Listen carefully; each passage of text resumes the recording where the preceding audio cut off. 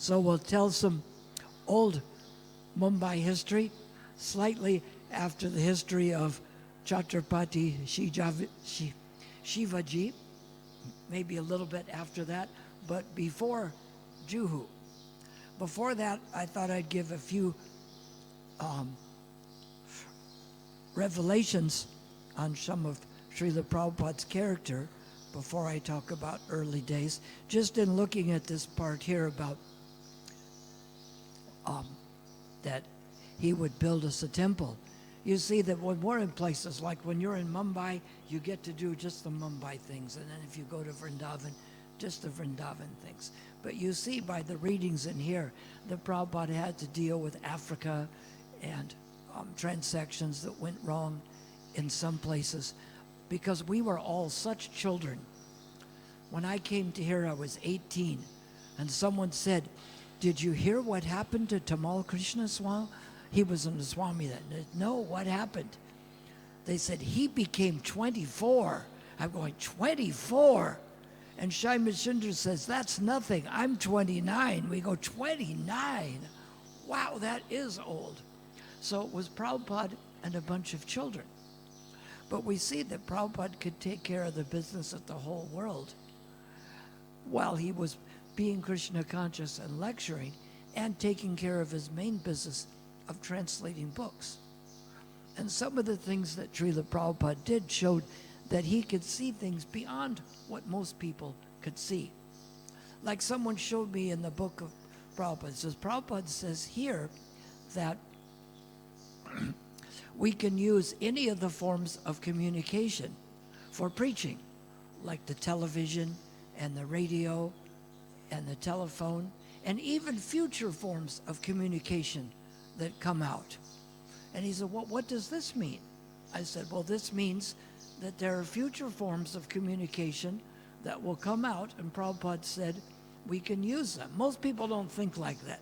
They think about what you have now is what you have, and when I told people in the 70s about a road in America that you drove 100 kilometers an hour and there was no cross traffic, they didn't believe me. Now you have such roads. But if people haven't seen it, they don't believe it.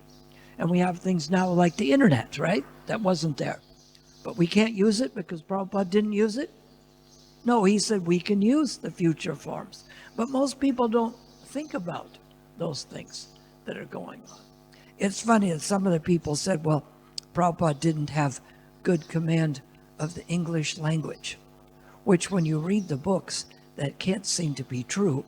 I was reading Chaitanya Charitamrita 2 days ago, and in it, Lord Chaitanya says that Krishna appears in the ablative case and in the locative case. Can any of you explain those? Because you have ablative case in Hindi, but English we don't even use those. So I looked in the explanations of this, and it was very difficult. And then I saw what Prabhupada gave. He says that Krishna appearing, the ablative case would mean that Lord Vishnu is the Supreme Personality of Godhead from whom the cosmic manifestation emanates. And it shows what this ablative case is.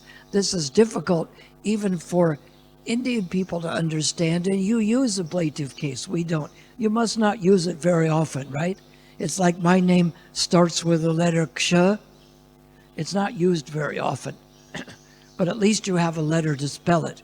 Most people call me Kshudi or Shudi, but there's a Sanskrit letter Ksha, but it appears very seldom, like Kshara or Kshatriya or Kshudi. Another thing was that Prabhupada was saying that just like as the sun rises and sets, that Krishna's pastimes are appearing at a different place. He says now, like it is 8:15 now, and that means it will be 8 in one place and 8:30 in another, and 9 in another, correct? How can that be? The clock only goes by the hour. It says 8 o'clock, 8:15 here. In Dubai, it says 9:45. So how can he be saying that when it becomes 8:30 here, it's 8:15 somewhere else? How is that possible? When it's 8:30 here, no clock will say 8:15. So how is that possible? You know how? He wasn't talking about standard time. He's talking about actual time. They standardize it, that the whole time zone is really from the beginning to the end is an hour difference by actual time. Actually, every 25 kilometers west is a minute earlier, and every 25 is a minute later. It's like right now, the clock says 8:15 in Mumbai, and it says 8:15 in Kolkata.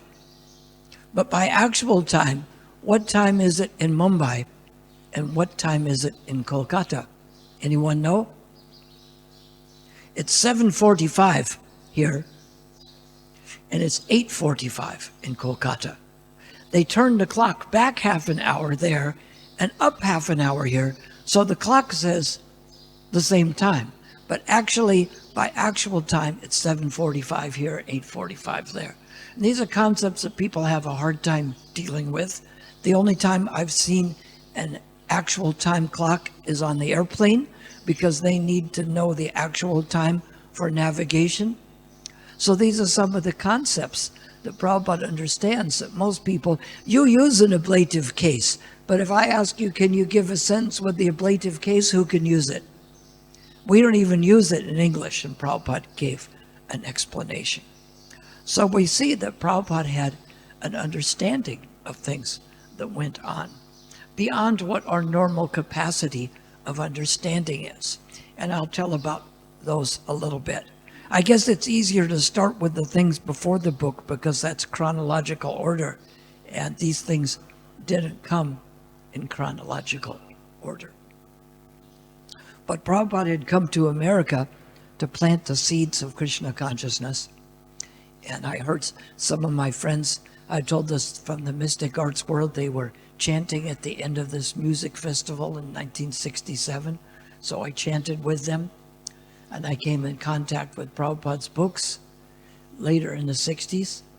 And then I came in contact with the devotees when I went to my rock and prayed for some way to develop love of Godhead. And when I started going to Laguna Beach Temple, very soon after that, Prabhupada came back to LA. So they decided to have a feast in Laguna Beach at 12 o'clock. And then we would get our cars and take the people to LA and have a second feast with Prabhupada.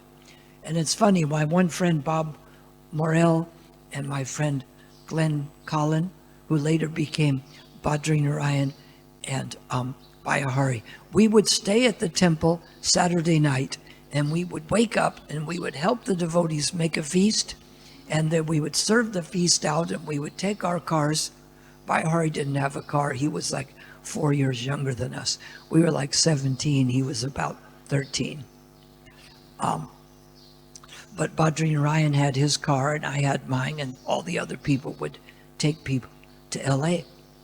But what was funny was our one friend Jim Hill said, "You guys," we were talking at high school, he said, "You guys should come to that Krishna temple."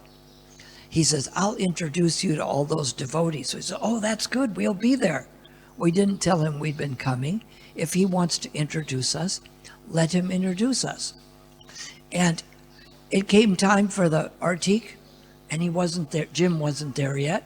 It came time for class, he wasn't there.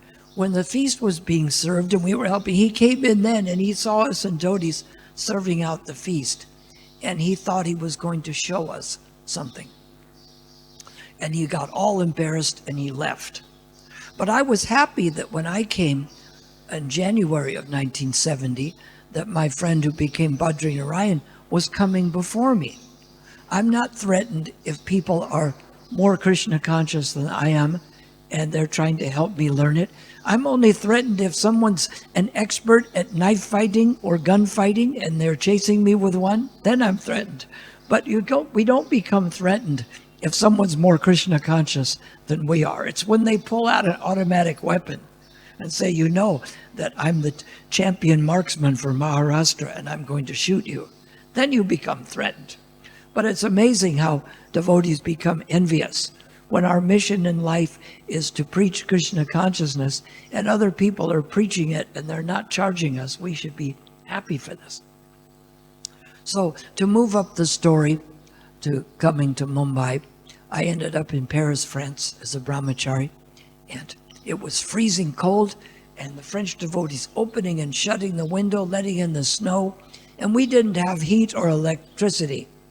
And there, you know, they don't have a winter there where it's like 10 or 20 in the night and 20 or 30 in the day. They have a real winter.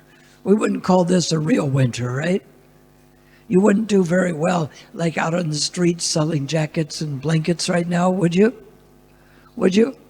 But if you go to Paris, France, or Norway, you'd do quite well because it's snowing still. It snows into March.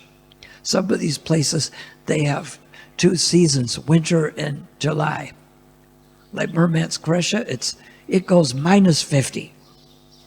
Their cold is even less than 0 than your hot is, above 0. So I said, Krishna, I'll make you a deal. I said, you get me out of this cold, I promise never ever to complain about heat ever. And 3 days later, a letter came from Prabhupada saying, please send 3 devotees to India. So my beads had already been sent to Prabhupada to chant on. He would either do a ceremony or he would chant on the beads and send them back to you. So we were off to Mumbai because I made the deal with Krishna. And I got on the plane, it was freezing cold. And when I got to Mumbai, it was 30 degrees. 30's not that hot. We're not going to die from 30.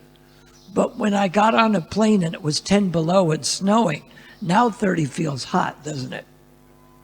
But I'd promised that I would never complain about heat. So I'm only 18 years old. We actually got to Delhi, and then we took the train from Delhi to Mumbai, and they'd never seen, we have 3 Western brahmacharis, they'd never seen this. So we'd sit in the window of the train, so we'd stop in a village in Rajasthan, and people would walk by the window, and they'd turn their head because they'd seen Westerners and they'd seen brahmacharis, but 3 Western brahmacharis, this was something different. So they all wanted to know about it. So we got to Mumbai and we went to the temple, not Juhu. This was at the Akash Ganga building on Warden Road. So we went into Prabhupada's room and paid obeisances. And Prabhupada was happy that we were there. We gave Prabhupada some Guru Dakshin. And Prabhupada said there'll be an initiation on Monday, March 29th, 71, and you all can be in the initiation. I thought, wow, because Prabhupada already chanted on my beads. And so, it's funny, Brahmananda and Tamal Krishna and Subal all said to me, oh, Prabhupada told us that me and one of the others says, these are young boys, you have to take care of them. Because I was 18, I looked about 13.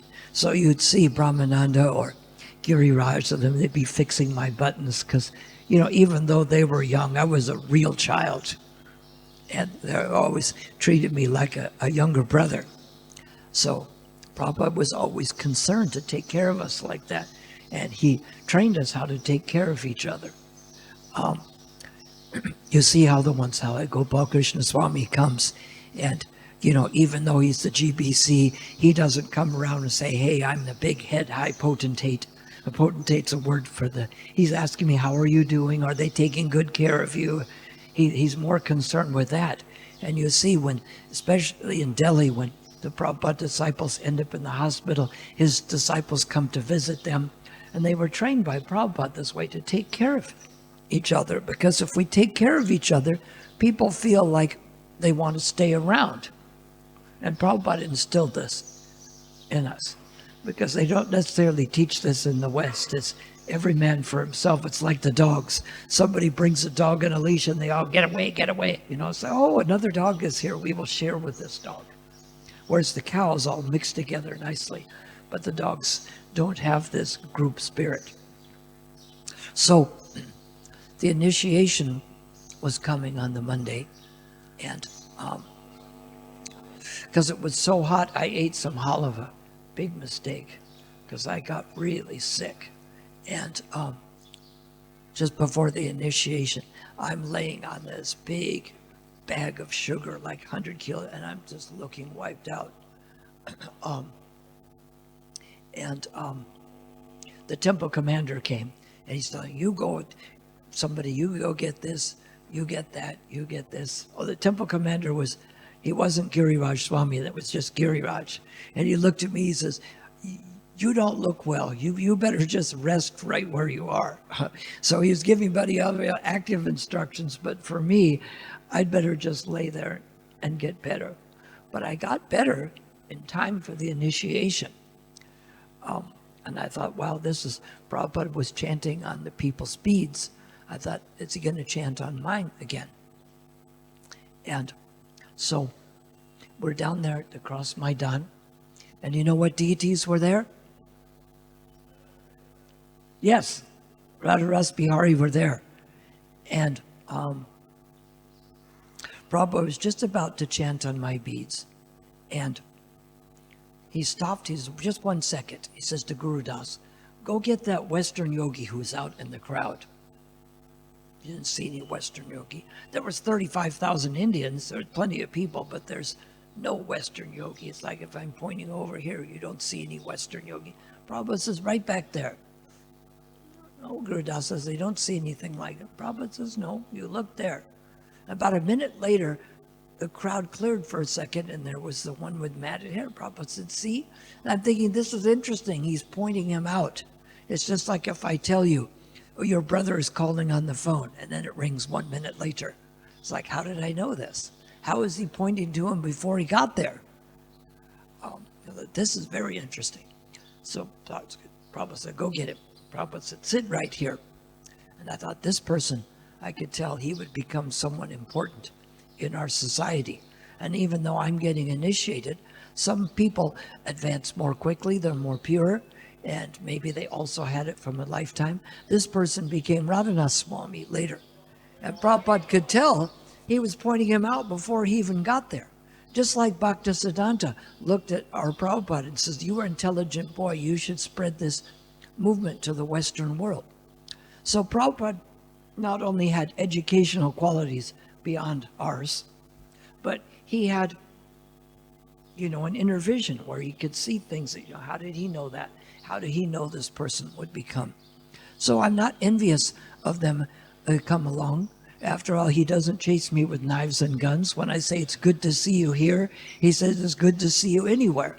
So we don't become threatened when people are more Krishna conscious than we are. It's when they're angry and they're chasing us with weapons. But we don't get that often. You have thieves here, but they try to get in your pocket, and if you grab their hand, they scream. Whereas in Africa, they do come with knives and guns. It's a different kind of thievery. Here, they don't have that. So it was, I remember at the end, we were jumping up and down and chanting, and Prabhupada looked at Radhanath Swami and myself and the other initiates, and then looked at Tamal Krishna, and then Tamal Krishna looked at us, and we were all chanting, and it was like he was empowering us to do something in his service, because we're supposed to cooperate together. Did Prabhupada tell us we would show our love for him by how much we fight with each other or how much we cooperate? That's why I say, let's say that I would run things a little differently than people are running them. I'm not saying that it would run different. If I was going to run Mumbai, it'd be just the way it is, because here you have such a good balance. You have strict brahmacharis, you have brahmachari candidates, you have people who are here every day, you have congregation that comes once in a while. Some people come every Sunday, and some people that come once in a while, and you have a place for all of them. And that's a good way to run it.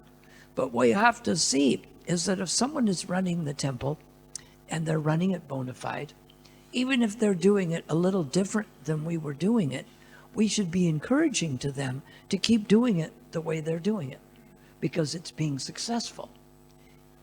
And that's what we're supposed to do, is cooperate and be happy when things are going well. We don't want to be like that mad magazine person, Alfred E. Newman, whose idea is, whatever it is, I'm against it. Some people want to find fault with everything, isn't it? It's like Tukaram, the temple president of Laguna Beach, says, people are always trying to minimize my activities. And he works really hard. He runs fast. I think he has the name Tukaram because there must be two of him, because he gets so much done. But he was saying one day that somebody didn't show up for their artik, so he had to run downstairs and do the artik. And jokingly I said, yeah, but I bet it was just the short dupe artik. And he laughed, because we shouldn't be trying to minimize the things of other devotees. We should be happy for what they were doing. And that was Prabhupada's mood. So this festival went on for about 10 days. I didn't get there at the very beginning, but at the end, we had a procession down to Chowpatty Beach and had a big festival at Chowpatty Beach. And later, there was a program at the Barja Bija Bhavan. And when we walked out, I walked out, Shamashundar walked out too, and Prabhupada says to Shamashundar, we should have a temple down there. And you know where he was pointing to? Yes, there was no Radha Gopinath temple then, but he was pointing to where it would be later.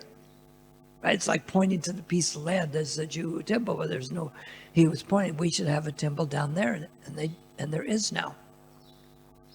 So Prabhupada had this idea of a temple. He had, you think, well, we didn't have Juhu yet, so Juhu didn't start yet. But when did the first seed of Juhu start?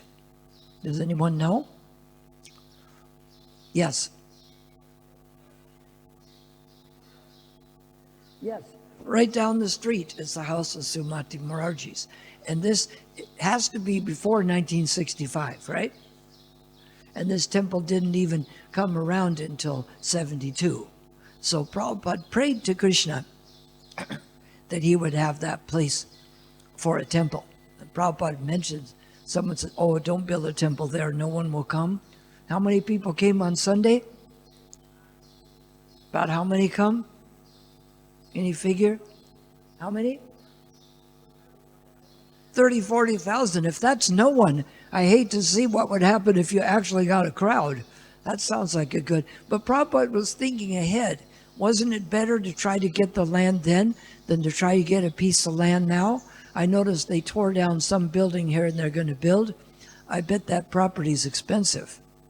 In an area like this, the property is worth more than the building itself. That's why they build so high. So if we were trying to buy land now, what would be the price? Something beyond what we could afford. So Prabhupada was thinking about the temple here before he even went to America. And he went to Sumati Morarji, and she put him in one of her luxury liners going to America. Is that correct? Don't they advertise sometimes, go to America on the cruise ship, and they show the beautiful, they do advertise the cruise ships, don't they? But that wasn't what Prabhupada went on. They don't advertise, travel to America with the cargo. No one would do that, would they? So he got a free ticket on that. But it was a cargo ship. It wasn't the luxury liner where they, where people go and spend lots of money on this. This is with the cargo. But Prabhupada had planned for Juhu before he went to America. And this is what's interesting, is that he's working his own Krishna consciousness better than any of us could do. He is working in whichever place he's in, and yet he's thinking of the whole world and thinking of Mumbai and also thinking of translating his books. So there was always the idea. He always let each project lead into the next. So when we'd had this big program at the Cross Maidan. After that, we'd get out the phone books and we'd look for the managing director of companies. And we asked, did you hear about our program at the Cross Maidan? They said, we have another program we'd like to tell you about. The other program was life membership, but that's the lead-in. When you're trying to set an appointment, you don't tell the whole story. You get just enough to get in the door. And so we were making life members, talking about how we want to build a temple here or where. Well, we don't have the land yet. One day, of course, this came later on, but it comes in line that Tushta Krishna came and said that Mr. Nair says that he wants to give us a piece of property. Of course, this is a ploy, it's too much devotion is a sign of a thief.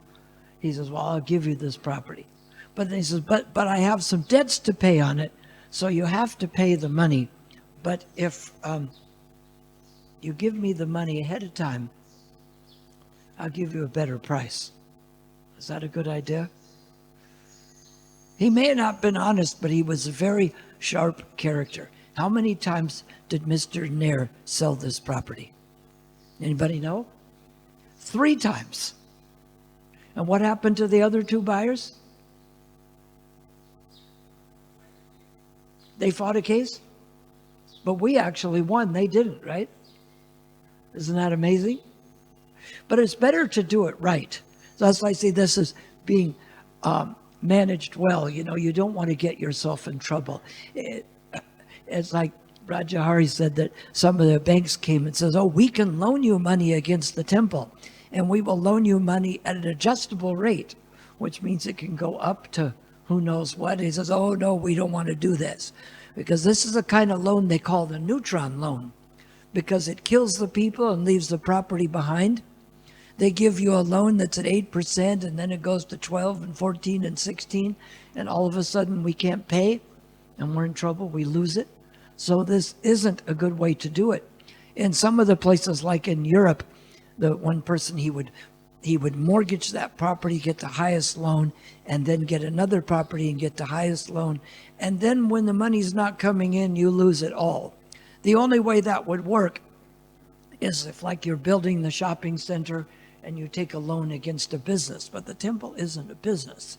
So we have to learn how to manage these things properly. Sounds good. Yeah, we'll give you a loan. At the starting rate is really good, but then it goes up, adjustable. They have some strange schemes like that where you have to put in money, and every 6 months you have to put in more money, but things may be bad 6 months. So it's either not good to do these, or you have to consult with someone that knows these things. So the other 2 people also tried to sue Mr. Nair, but somehow we succeeded. So he'd done this before. He'd sold it to 3 separate people, and we ended up with it. Generally, if people are that tricky, it's better not to deal with them at all.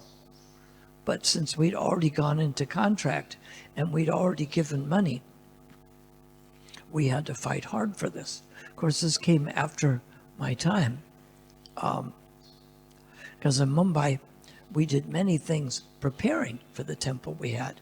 At the time, we were on the 7th story of the Akash Ganga building on Warden Road.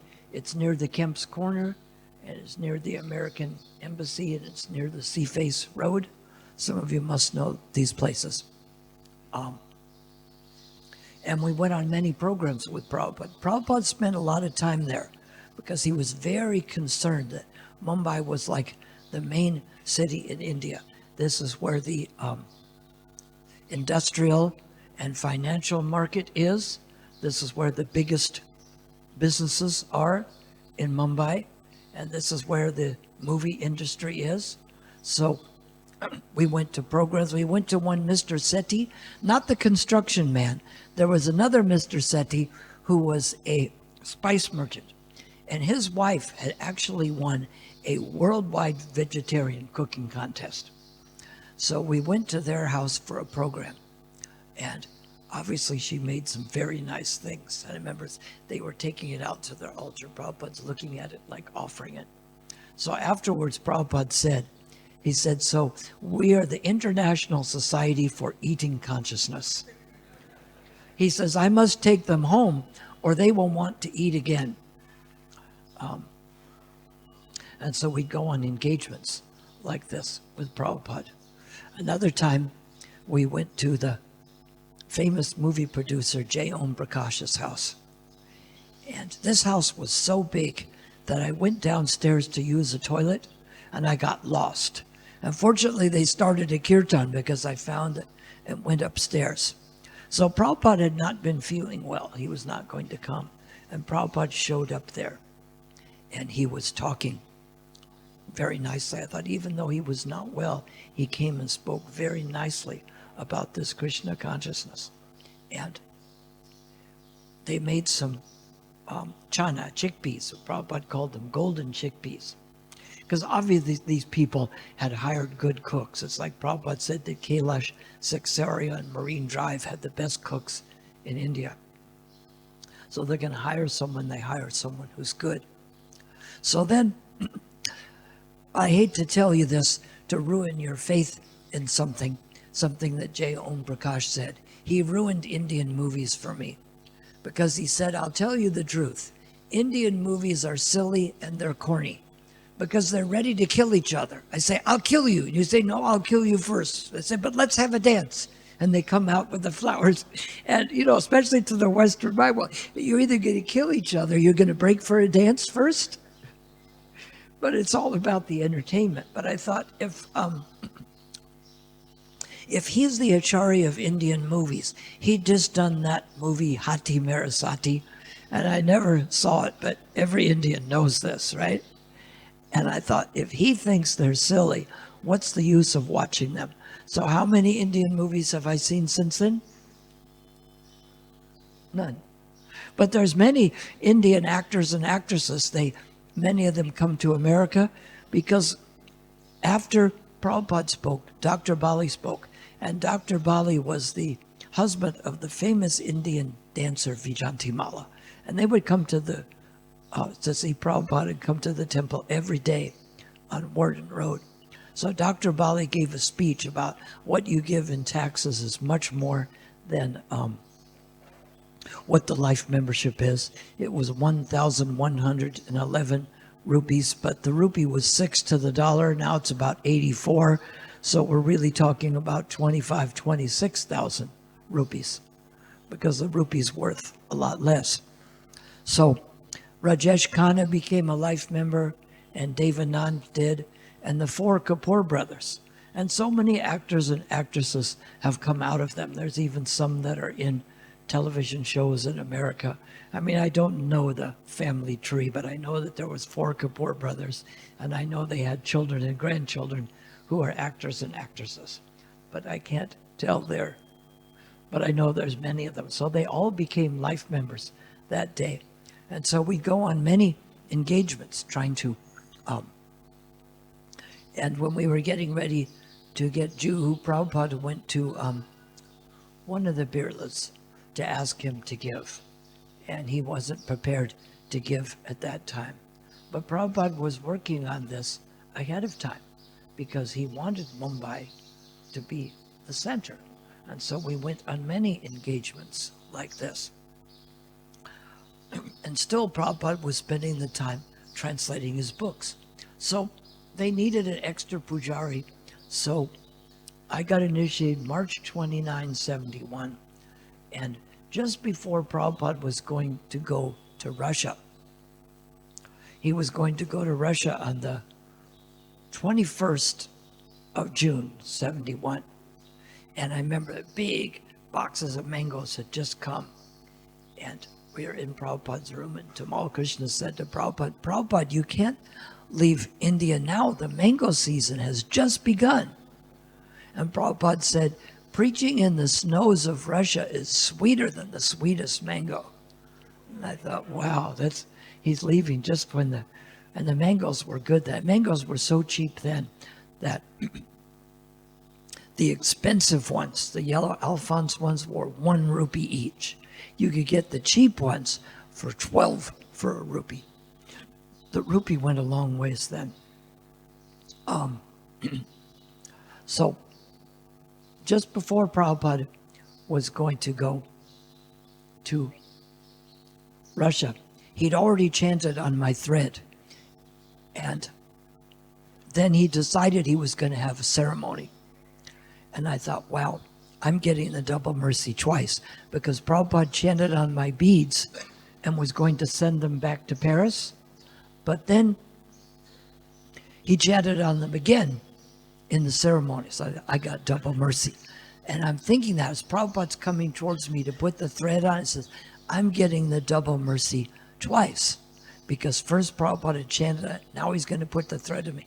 And as he got up to me, as I was thinking that, he went over and he put the thread on Jaganivas. Not Jananivas, who's in Mayapur, Jaganivas. And Prabhupada's going, no, Prabhupada, that's Kshudi's thread. I said, no, that I know what he's doing. I'll explain it later.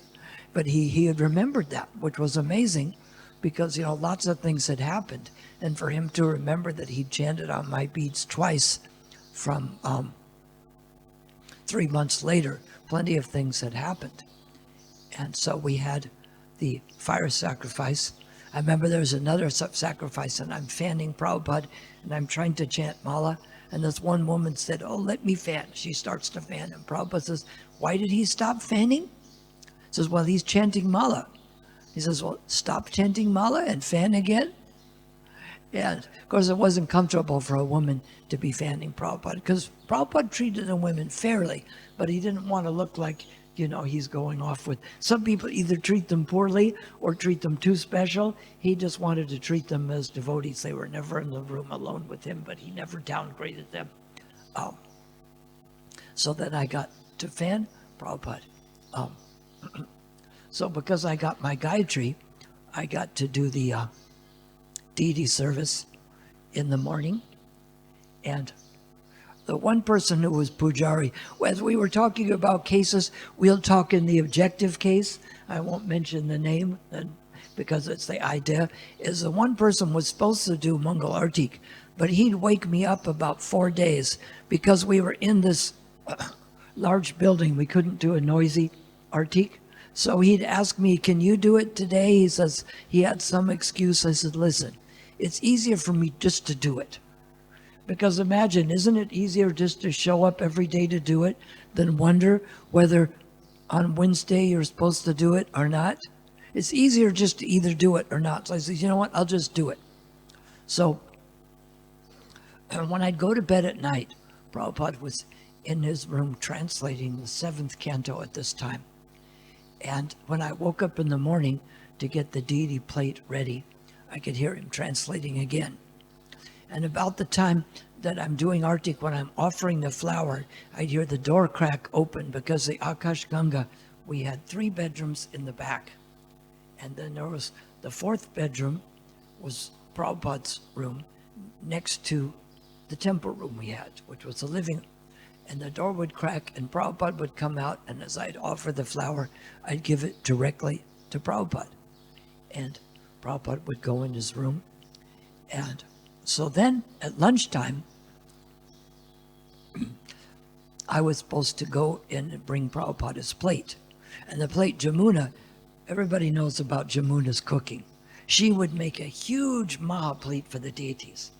And then that plate would come off and we'd put it on Prabhupada's plate. And I would take it in, huge plate, plenty extra. I'd take it into Prabhupada's room. And then I would put away the volumes that he was translating from.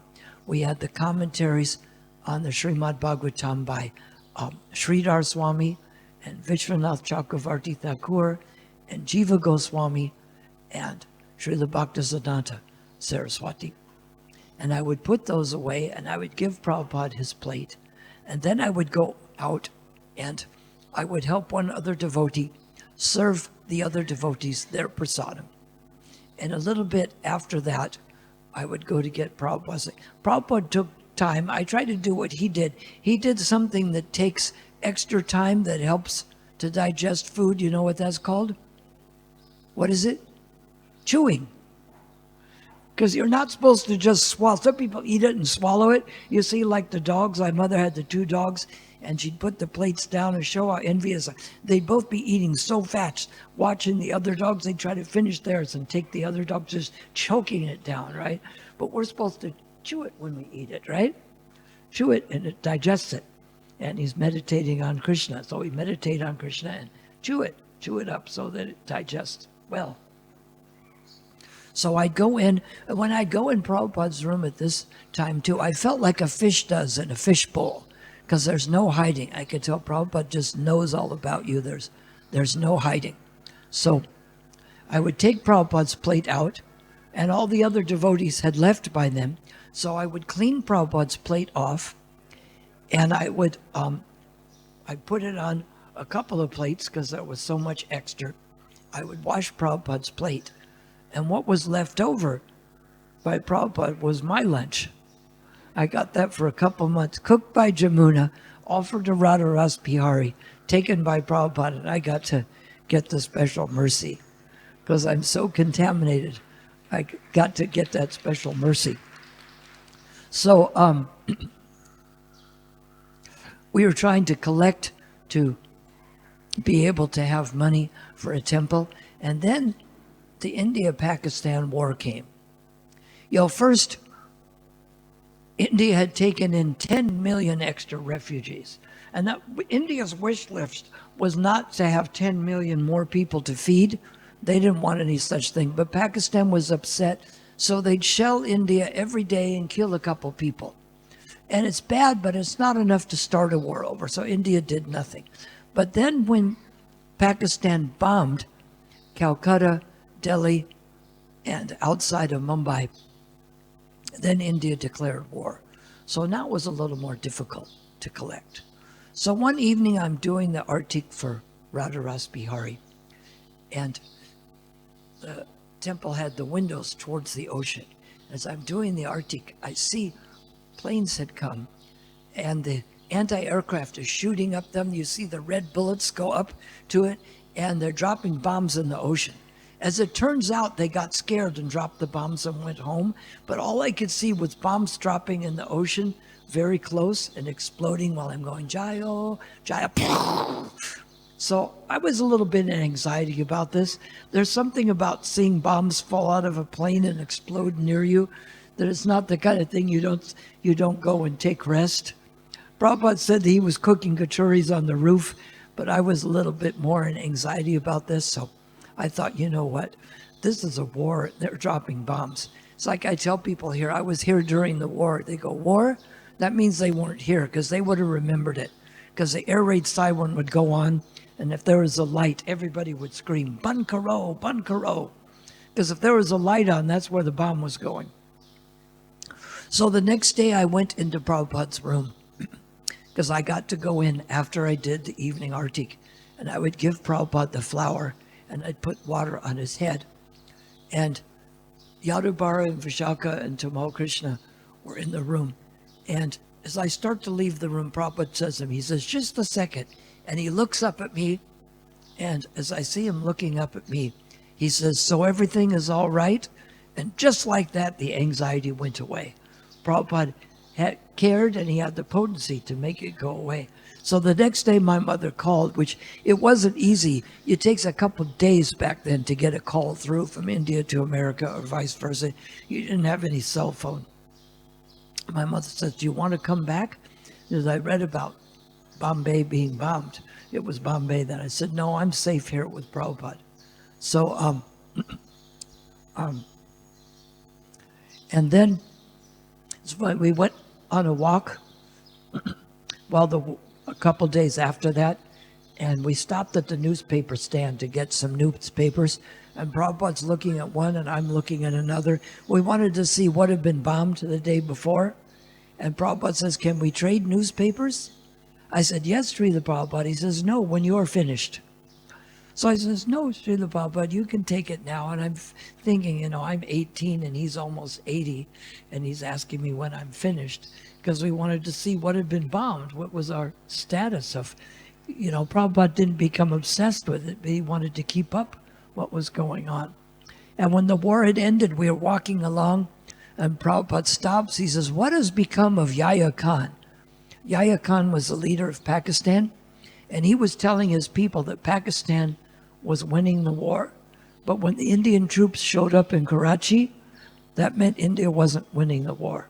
But when India did that, they called a ceasefire. They had liberated East Bengal, and they found out that Pakistan had killed like 3 million innocent people in East Bengal to keep control of the country. Because they had an election, and the man in East Bengal won. And West Bengal, we can't let that happen. So they just took it over militarily. So Prabhupada says, what has become of Yahya Khan? I think they have killed him.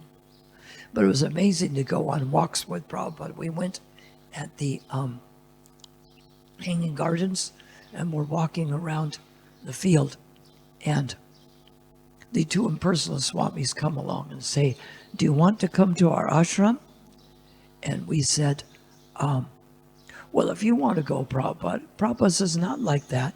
If you all want to go, then we'll go. We said, well, why not? So we go there, and Prabhupada's just sitting on the ground, and he was preaching something, and he's telling them Ishi Prakar, and he was an old devotee, and I'm thinking, here he is, the spiritual master of the universe, and he's an old devotee just preaching to them on the floor, and he turns to me and he says, you just came from France now, didn't you? And I said, yes, Srila Prabhupada. It was more than 3 months before, and I'm American. I'd only been there a short while, but Prabhupada had remembered that. And it was amazing the things that Prabhupada had remembered, because my mother came to Mumbai to visit, and she said to the ones there, he says, well, guess who I've just been with? She says, I've been with Srila Prabhupada, because my mother was a trust attorney for 27 years, and Prabhupada was looking for an attorney to write up the book trust.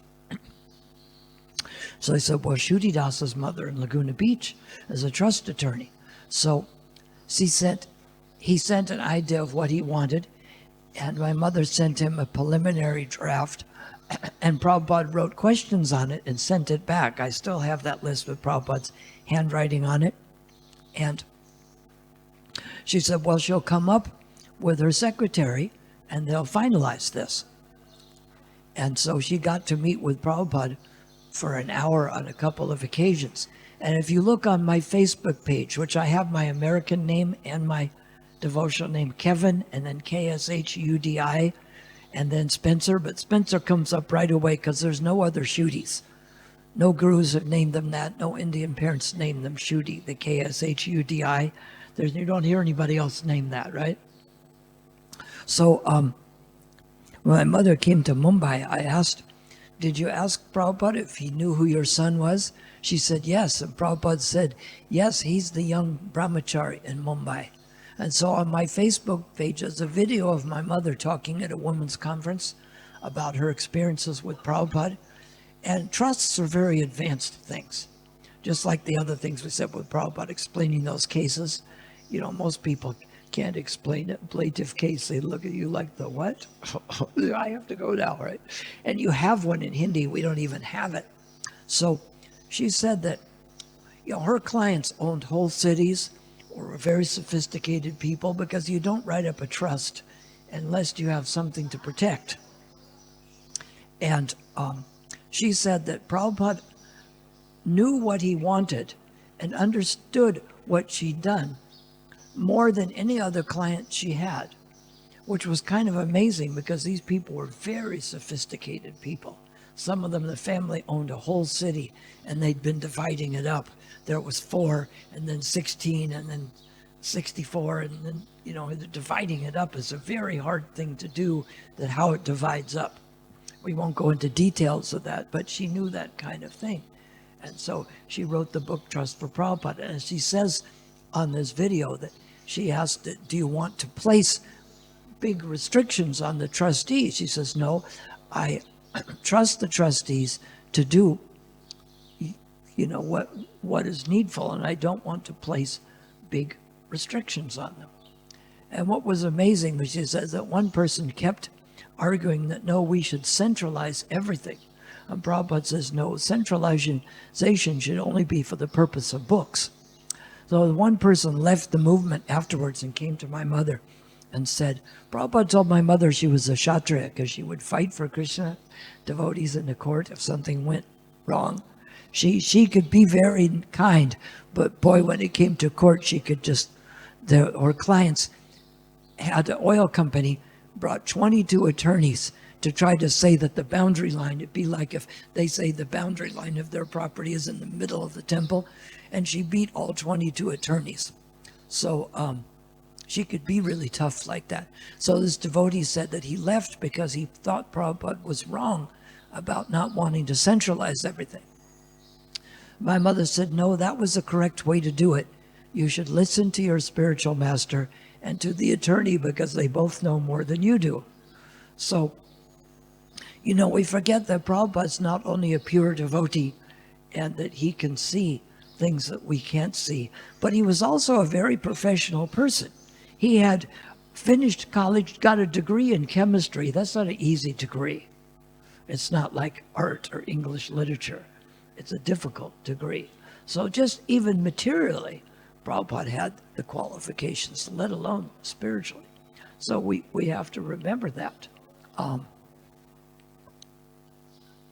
And so when it came time to lay the cornerstone for Mayapur, it was just before that, it was decided that I would go with Rishi Kumar Swami to South Africa. So we went to Mayapur, and Prabhupada laid the cornerstone there. And he brought all of his godbrothers together. And he told us that this is our most important project. This is where we all cooperate. And Prabhupada did an ingenious thing.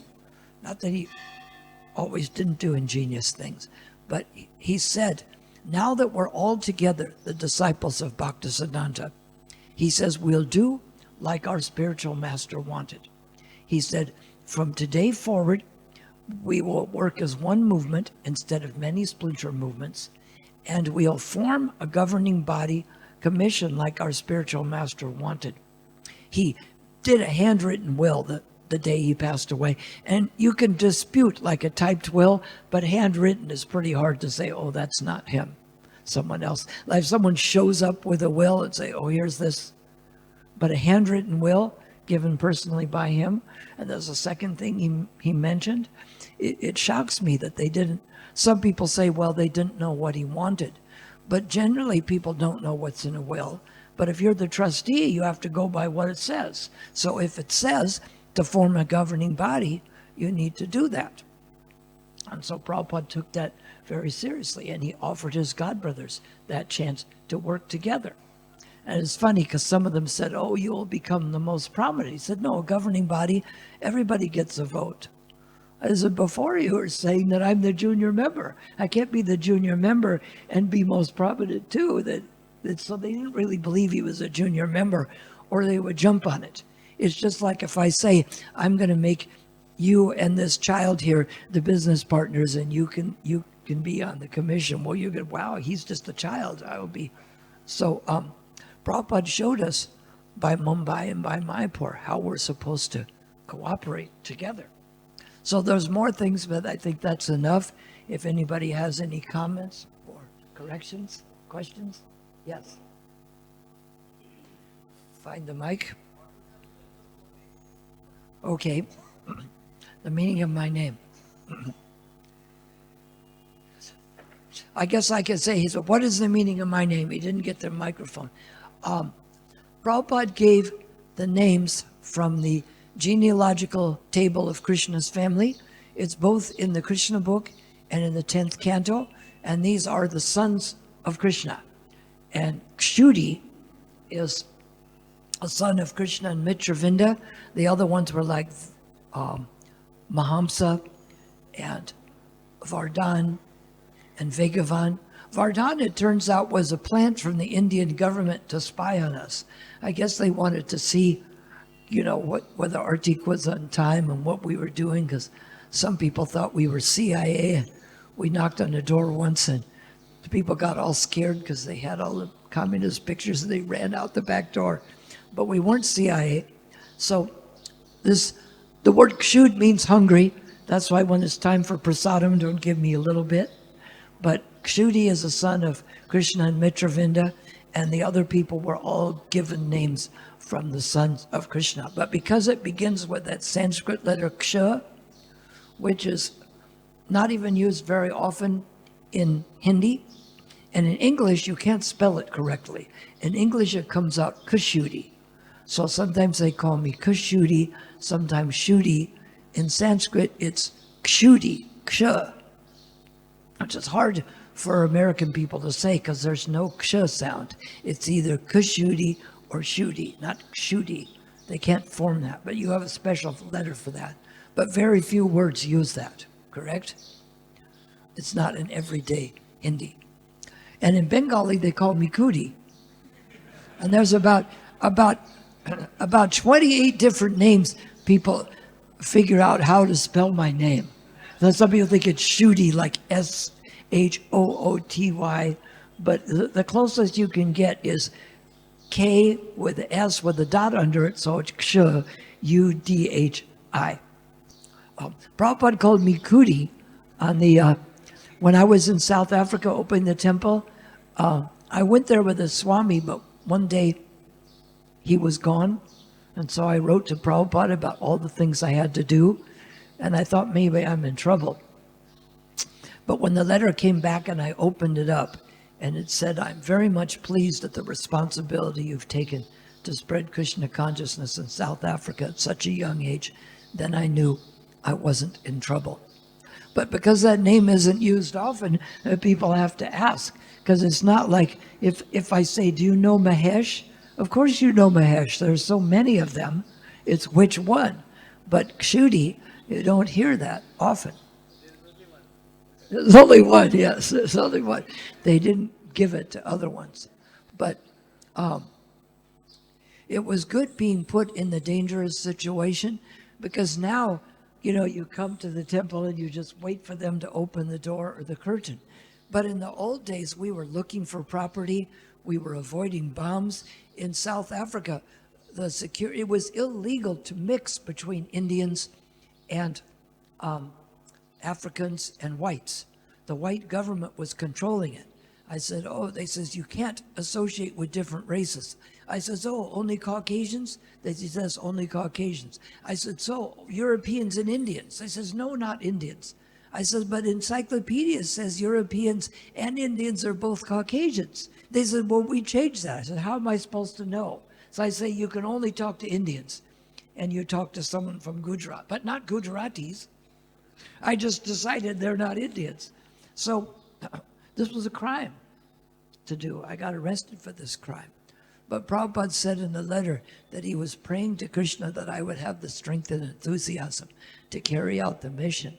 So the things I get in my story is I'm not some great saint. You look at the people, we have Giriraj Swami and Jayapataka Swami. I mean, people didn't even consider getting married. But if we connect to Krishna and do the service, maybe we can't be on their level, but I'm certainly no special person. But if I try to do some service and I chant attentively, I may not be an electrical engineer, but if I stick a fork in the wall, I will have an electrical experience. So if I do like Prabhupada said and chant attentively, I do overdo chanting, but if I have to overdo something, it might as well be rounds, not eating or cigarettes, or we don't do any cigarettes. That's the best amount. But if people overdo it, they die quickly. So if we have to overdo something, it's chanting. So that was the meaning of my name. And I'm glad to see so many nice devotees come here later on. And what we have to do is, because you have the diverse crowd here, is you give to people each at the level they're at. You take the people in yellow and move them to white, and the people in white, they become brahmacharis. If people come here for the first time, you know what's a good goal to have with them? To make them feel comfortable and just make them want to come back again. You don't say, you should leave your wife and children and join the brahmachari ashram. You don't say that. You make them feel like they want to come back next time. Prabhupada says you go in like a needle, out like a plow. You don't tell them all their bad habits. You just say, come back next weekend and we'll talk. And that's why sometimes it's good for the Western people. They said, well, didn't you do all these things in America? I did try cigarettes and didn't like it.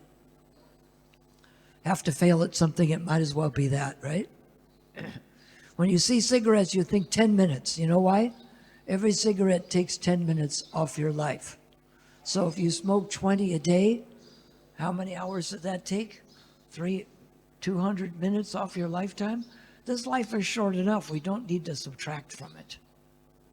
And all the acidic things we take out, cigarettes, alcohol, meat, even with the dairy products.